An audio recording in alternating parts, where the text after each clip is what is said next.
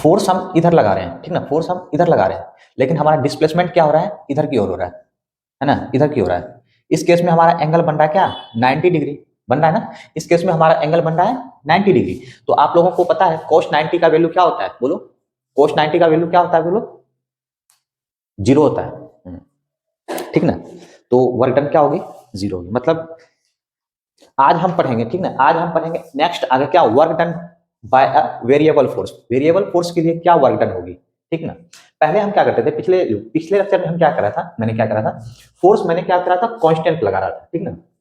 हालांकि constant force होती नहीं है, लेकिन ये चीज मान के चल रहे थे कि फोर्स मतलब फोर्स जो है क्या लग रही है, कांस्टेंट लग रही है, ठीक ना। आज हम फोर्स लगाएंगे क्या, वेरिएबल लगाएंगे फोर्स। मतलब क्या, फोर्स क्या होगी, चेंज होती रहेगी, ठीक ना, चेंज होगी।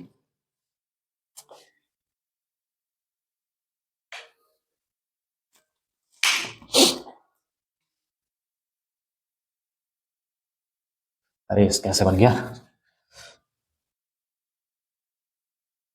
दिखाई दे रहा है सबको, हाँ। इधर हम फोर्स लगाते हैं F, और इस साइड हमारा डिस्प्लेसमेंट है x, ठीक ना, क्लियर।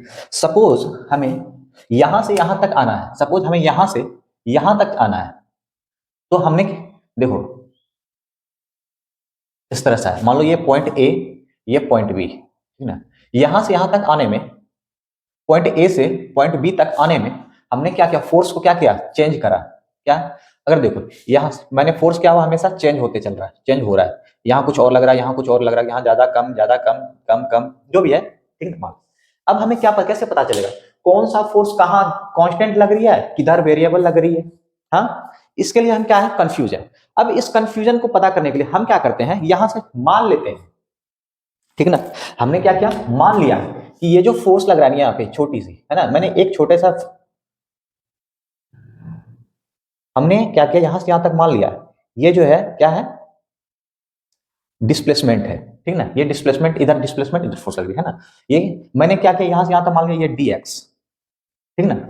ये हमने क्या मान लिया, ये छोटी सी ये dx। dx क्या है, dx एक स्मॉल डिस्प्लेसमेंट है, मतलब छोटी डिस्प्लेसमेंट। ये इतनी छोटी है, इतनी छोटी है, ये आप सोच नहीं सकते, मतलब आपके सोच से भी छोटी है ये डिस्प्लेसमेंट, ठीक ना। आप जितना छोटा सोचो, जितना छोटा सोचो उससे भी छोटी है डिस्प्लेसमेंट, क्लियर, समझ गए ना। आप जितना छोटा सोचो उससे भी छोटी क्या ये डिस्प्लेसमेंट। अगर मान लो ये स्मॉल छोटी डिस्प्लेसमेंट है, मैंने मान लिया dx, तो ये भी हमारा dx ही होगा। मान लो ये भी यहां से वहां तक dx dx dx dx dx dx, मतलब क्या, यहां से यहां तक हमने क्या किया, dx। क्या हम इतने छोटे, इतने छोटे, क्या हम इसे हम कांस्टेंट मान के चलें, क्या मान के चल सकते हैं ना, ये कांस्टेंट फोर्स है ना, ये कांस्टेंट है ना। क्या मान लिया, फोर्स क्या लगा दिए हमने, मान के चला क्या, कांस्टेंट लगा लिया, तभी तो ये छोटे डिस्प्लेसमेंट इतना छोटा है, तो मान लिया क्या, ये क्या है, कांस्टेंट फोर्स। अब देखो इस छोटे से डिस्प्लेसमेंट के लिए हम क्या लिख सकते हैं, बोलो फोर्स क्या लिख सकते हैं, वर्क डन हमारा क्या होगा, dw इक्वल टू, बोलो dx, अरे f dx ना, फोर्स भी लग रहा है ना, f dx cos थीटा, ठीक ना। ये किसके लिए निकला, सबसे छोटी डिस्प्लेसमेंट के लिए, है ना, स्मॉल डिस्प्लेसमेंट के लिए। अब हमें क्या करना पड़ेगा, हमें यहां से यहां तक अभी हमें पूरा निकालना होगा, है ना। अब हमें पूरा कैसे निकलेगा, अब यहां से यहां तक पूरा हमें कैसे पता लगेगा, हमने क्या किया, हमने क्या किया, दोनों तरफ क्या किया, इंटीग्रेट कर दिया, लिख सकते हैं इंटीग्रेटिंग बोथ साइड। हम क्या करते हैं, दोनों तरफ इंटीग्रेट करते हैं। तो अगर हम इंटीग्रेट करें तो हमें ये निकल के आ रहा है, integration dw equal to integration of f dx cos theta. अब लिमिट कहां से कहां तक है भाई, a से b है, तो हम लिमिट लगा सकते हैं इसे a से b, क्लियर है। ये हमारा किसके लिए निकला, बोलो, ये यहां से यहां तक के लिए निकला, और सबसे छोटे के लिए, छोटे छोटे यूनिट के लिए, छोटे dx के लिए हमारा ये निकला, ठीक ना। ये बड़े डिस्प्लेसमेंट के लिए, ये छोटे डिस्प्लेसमेंट के लिए, समझ आ गया। अब यहाँ पे देखो, यहाँ फोर्स लग रहा है क्या, वेरिएबल फोर्स के लिए। अब वेरिएबल फोर्स के लिए क्या लगा है ना, ओवरऑल क्या लगा वेरिएबल फोर्स के लिए, integration of dw equal to क्या होगा, बोलो f integration of f dx cos theta, ठीक ना। अब ये किसके लिए निकला, पूरा वर्क डन हुआ, क्या हो गया, ये पूरा वर्क डन। वर्क डन के लिए, हिंदी में लिख लो, ठीक ना। और ये क्या हो गया, स्मॉल वर्क डन के लिए, छोटा वर्क डन के लिए, ठीक ना, छोटे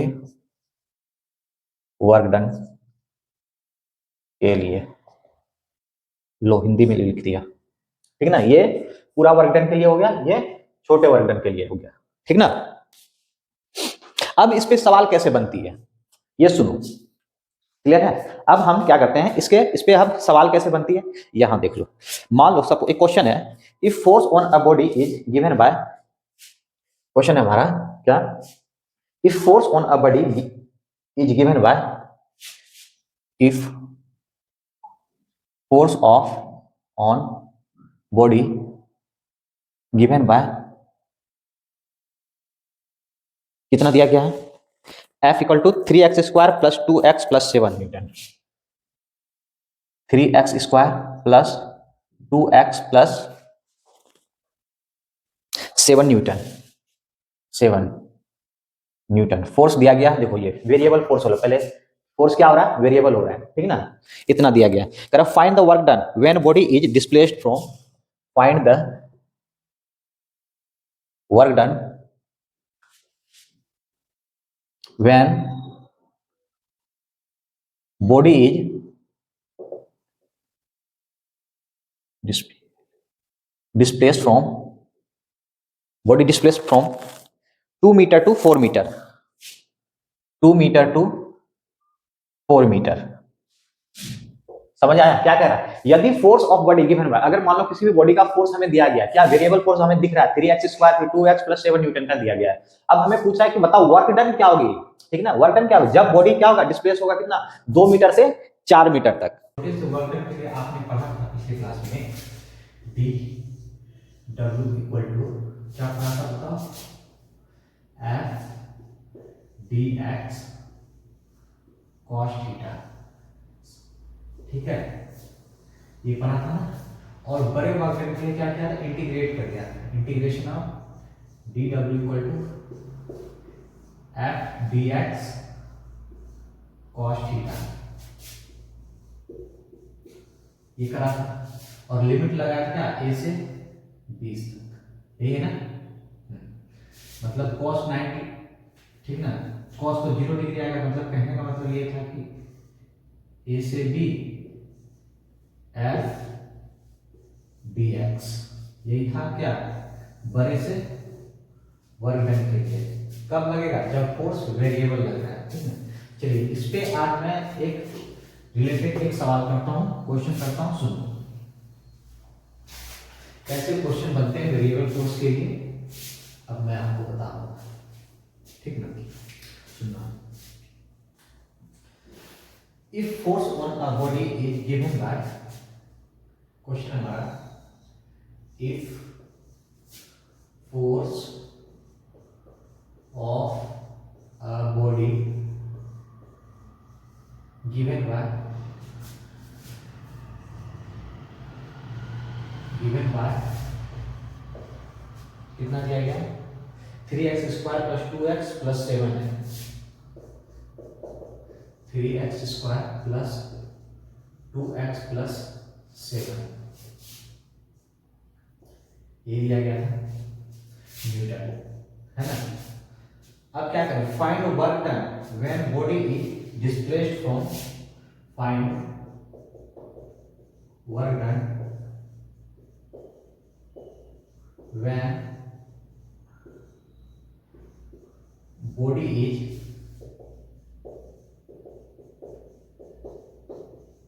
displaced from 2 metre to 4 metre. कहने का क्या मतलब, फोर्स हमारा वेरिएबल दिया गया है, ठीक ना, क्या है 3x² plus 2x plus 7, force हमें क्या दिख रहा है, वेरिएबल दिख रहा है। हमने क्या सीखा, वेरिएबल फोर्स के लिए हमने क्या सीखा था, बोलो, हमने ये सीखा था ना,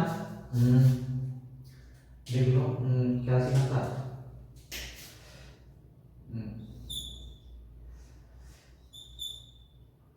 डी डब्ल्यू इक्वल टू क्या सीखा था, इंटीग्रेशन ऑफ, बोलो, एफ डी एक्स।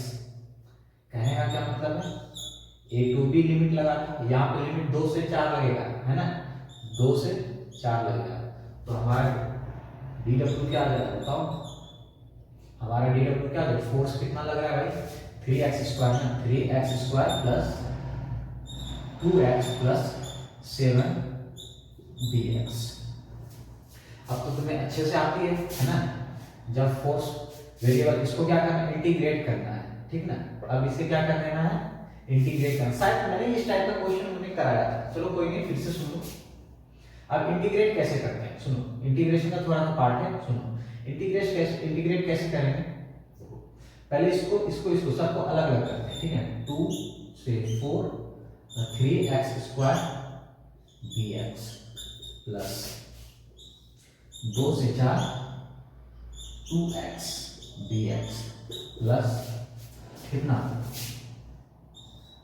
2 से 4 7dx। समझ आया? अब आगे देखो, अब हम आगे इसको हम कैसे लिखेंगे, ठीक ना? इसे हम बोलो कैसे लिख सकते हैं? x की 3x है ना, x की पावर, एक पावर जोड़ते जोड़ो, x की पावर 3, कहां से लिमिट लगा दी? 2 से 4 तक, 2 से 4 तक लिख देते हैं DW है ना, और ठीक, 2 से 4 तक लगी, ठीक ना? फिर देखो x² मतलब एक ऐड करके चलो, है ना? इसको एक ऐड करके चलो, फिर कहां से? 2 से 4 तक। अब फिर बचा 7dx, है ना? मतलब 7x कितना? 2 से 4 तक। अब क्या करेंगे बोलो? अब क्या करेंगे? 4 की पावर 3, 4 की पावर 3 माइनस 2 की पावर 3 प्लस 4 की पावर 2 माइनस 2 की पावर 2 प्लस 7 इंटू क्या हो जाएगा बोलो? x तो है ना, 4 से 2 तक हो गई खत्म। अब सुनो, 4 की पावर 3, 4 चौक 16, 16 चौके 64। अरे हिंदी में कैलकुलेशन थोड़ा फास्ट होता है। 2 की पावर 3 मतलब 8, 2 3 4 दूनी 8 प्लस 4 की पावर 2, देखो ठीक, 4 की पावर 2 क्या होगा? 16 माइनस 4 प्लस 7 इंटू, लिख सकते हैं 4 में 2 गया 2, हमारा क्या है? 64 में 8 गया, 14 में 56 प्लस 16 में 4 गया 12 प्लस 14। तो ओवरऑल हमारा कितना निकल गया बताओ? वर्क डन हमारा, टोटल वर्क डन कितना निकला? टोटल वर्क डन हमारा निकल गया 56 और 12 4 2 6 6 12 का 1 2 3 82 जूल। हमारा जो टोटल वर्क डन निकला कितना? 82 जूल, ठीक है? अच्छे से ये समझ में आ गया, ठीक ना? ये किसके लिए निकाला? मतलब टोटल वर्क डन के लिए। किसके? जब फोर्स क्या लगे? वेरिएबल लगे। क्लियर है? अब हम एनर्जी पिछले क्लास में थोड़ा बहुत मैंने बताया था, ठीक ना? सुनो ध्यान से, एनर्जी होती क्या है। क्वेश्चन तो इजी आएगा, इसको देखिए ध्यान सुनो। एनर्जी क्या होती है? अगर मैं बोलूं कि कोई फील्ड है, ठीक ना? किसी फील्ड के मैं 4 चक्कर में लगा सकता हूं, ये हमारा क्या है? एनर्जी है। अगर मैं फील्ड के 4 चक्कर लगा लिया, वो हमारा क्या हो गया? वर्क हो गया। जैसे देख लो एनर्जी